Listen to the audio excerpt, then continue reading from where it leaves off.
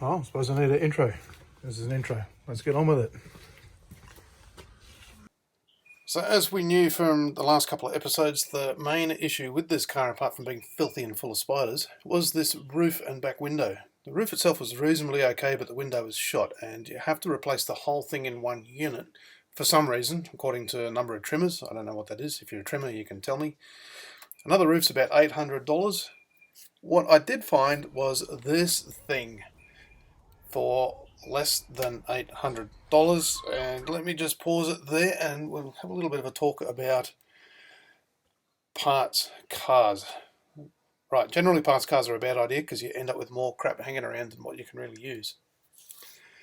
But I did figure it was worth the risk in this case because I had a lot of photos from the seller showing that the roof was in good condition, and that's all I really want off this car.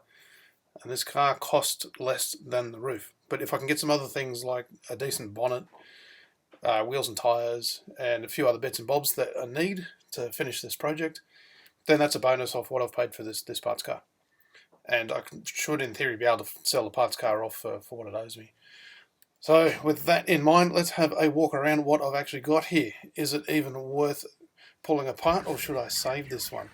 The first thing I noticed when this arrived on the back of a truck is this bed liner front bumper bar, I don't know what's going on, and a homemade headlight cover, and a homemade wind deflector which is screwed straight into the bonnet. So that and the lumps on the bonnet mean that that's useless to me, which is unfortunate, but hey, that was part of the gamble.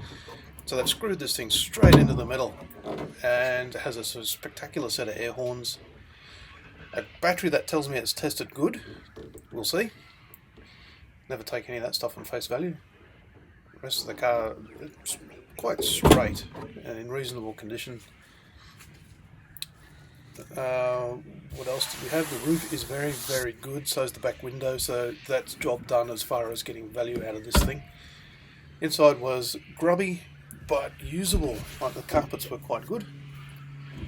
And in the boot, a tent, because, I don't know, everyone just needs a tent. The engine has actually dropped a timing belt. The story goes they reconditioned the cylinder head, didn't change the lower crank seal, it leaked oil onto the belt and it stripped the belt out. So a complete waste of a reconditioned cylinder head.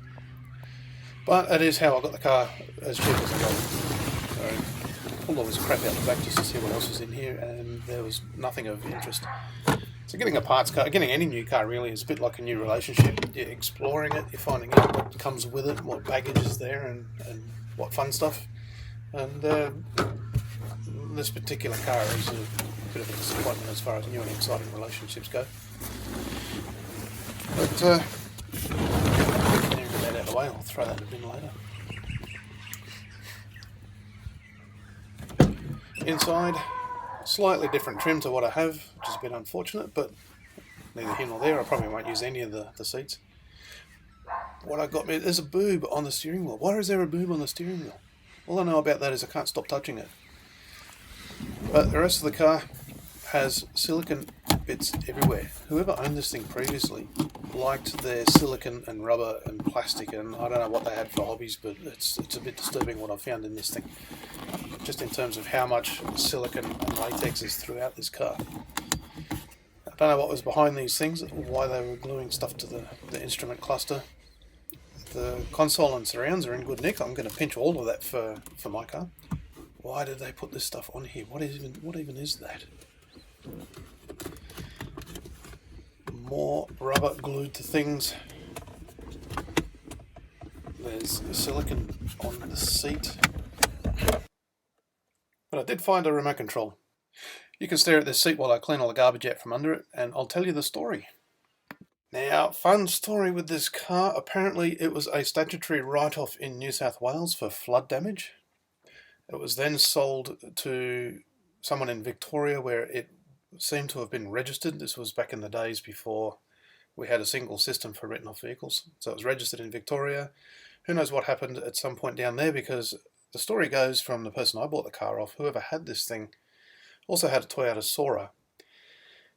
And when this ran out of rego and the Soarer was registered, he put the plates from the Soarer onto this car, stuck Toyota badges all over it, hence all of the silicone on the dashboard and on the boot, and drove it around pretending it was a Toyota Soarer for a good number of years, including numerous trips into Victoria's capital, Melbourne. And not only can you light your cigarettes with this button, it also provides a butterfly and a dog bone. But yeah, you can drive it for however long until the cam belt failed. So bizarre. But anyway, it's a statutory write-off, so that means I don't ever have to worry about putting it back on the road. We can pull it apart with impunity. We see here the notorious sticking throttle body on the plastic early throttle bodies on these cars. They've stuck an extra spring on it to try and overcome that. So, and more wind deflectors screwed straight to the body. God knows why they did this. It was very strange. The wheels are good. The tyres are good. The brakes are red. It will work for what we need to do. Oh look, more silicone on a homemade aerial antenna. Join me in the next episode where I get the seats damp and moist and wet and then clean them.